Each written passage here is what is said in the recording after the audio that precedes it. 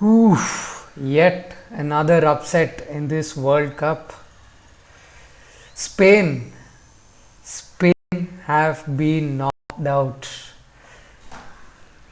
Penalty shootout, round of 16. Spain don't go hand in hand, of course. Remember the last World Cup 2018 against Russia in the round of 16. Went to extra time. Pathetic penalties from Spain. And today against Morocco, nil-nil till the extra time, goes to penalties. An absolute disaster class of a penalty shootout that was from Spain.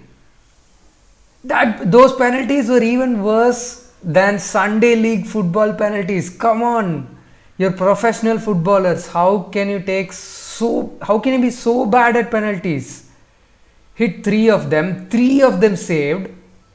I mean, Sarabia hit the post. Sarabia, man. I mean, there's so much to talk about in this game. Let's just jump right into it. So the first problem for Spain started in the starting lineup itself. Right back, Marcus Llorente, out of form, Atletico Madrid central midfielder, starting at right back in a World Cup round of 16 game. I mean, how? Azpilicueta was very good in the games that he played. Danny Carvajal is there. I mean, play anybody amongst those two. Why Marcus Llorente? Of course, Bono was there. Buffal was there. He was troubling a lot on that left hand side. He's been very good for Morocco in this entire tournament. But he absolutely mudded Marcus Llorente, sent him back to Atletico Madrid, absolutely destroyed him at that right back. I'd rather have Azpilicueta or Carvajal, who will provide the kind of quality that Lucho needs in his right back for Spain. Then you started Marco Asensio, Alvaro Morata, the man in form, 3 goals in this World Cup, doesn't start. I mean, don't get me wrong, starting Asensio was a brilliant idea, especially because Morocco are going to play a low block. That was for sure in this game. Morocco were going to play a low block. And I mean, Asensio has that flair, that creativity, maybe to, produce that moment of magic, but it didn't work. It didn't work at all. Second problem in this match was the positioning of Pedri and Gavi. Man, Luis Enrique had Pedri and Gavi play as almost right backs and left backs most of the game.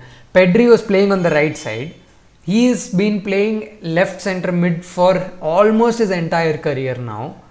And he's playing right, and he's playing as a right back at most of the times, with Llorente playing in an advanced midfield role.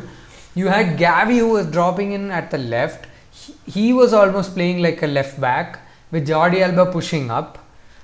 Didn't make sense to me. Why do you have to switch tactics around when it has been working for you so far in this tournament? And especially against teams like Morocco, who play a low block, you need to have your best midfielders up the pitch in this attacking half. You have Pedri and Gavi playing at right back and left back. How can you expect to break down that low block then? You're simply going to be passing the ball around at the back in the defense, then to midfield, then back to defense. That's not tiki-taka. Tiki-taka is having possession and progressing the ball. Where is the progression? There had been zero ball progression in that game. We play it to the wing, then they get surrounded by 3 people. They play it back. The defense recycling the ball again and again. There was no output at all from the Spain side.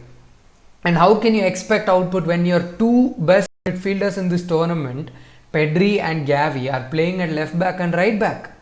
Makes zero sense to me. I mean, I have to hold my hands up and say Luis Enrique did get this wrong. And yes, it's on him. The tactics, I don't understand the substitution of bringing off Nico Williams, when he has been the biggest threat since coming on that right hand side, taking those one-on-ones, those dribbles. Take him off, bring on Sarabia. I mean, the same thing happened in Euro 2020. England fans will remember in the finals. Rashford, Sancho, and Saka came on for penalties, and all three of them missed in the Euro final. Brings on Sarabia for penalties, hits the post moments before, I mean, almost during the end of extra time, and then in the penalties simply hits the post again. And the penalty shootout was absolutely horrendous. Unai Simon producing a typical David De Gea kind of a performance. Absolutely world class saves in the match during those 90 minutes and extra time. Had very distribution, very distribution. Then during the penalties, two of the three Morocco penalties were down the middle. How do you not save those? How can you not read those? I mean, Hakimi's penalty, man, is chipping it to win the game for Morocco. It doesn't get more embarrassing than this for Spain. Lot of things to think about for Spain. Striker situation needs to be solved ASAP.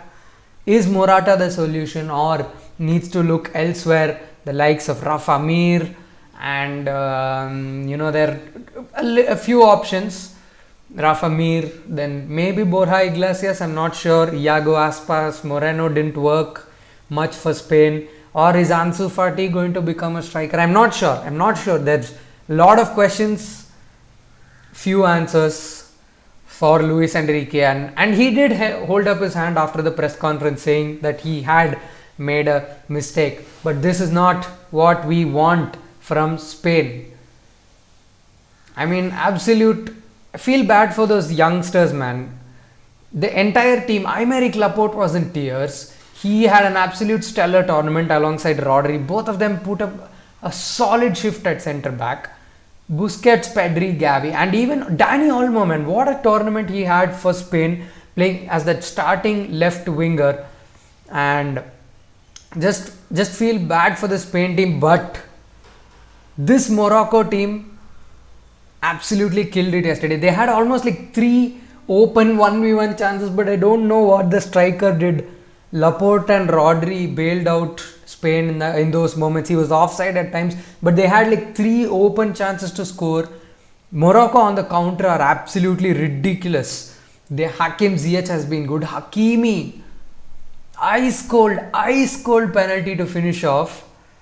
And Bono, man, those who watch La Liga will of course know about Bono, the Sevilla goalkeeper. He's been absolutely mad for them since he started games regularly for Spain. Those who watch La Liga will know, and the world has come to know about his class today. So yes, Spain knocked out. I feel even more nervous for the Argentina game now. And quarterfinals, lot of interesting fixtures. We'll talk about that in the upcoming videos. Even the entire round of 16 sum up with the boys coming soon. So yes, until next time, as always, take care. Bye bye. Vamos España.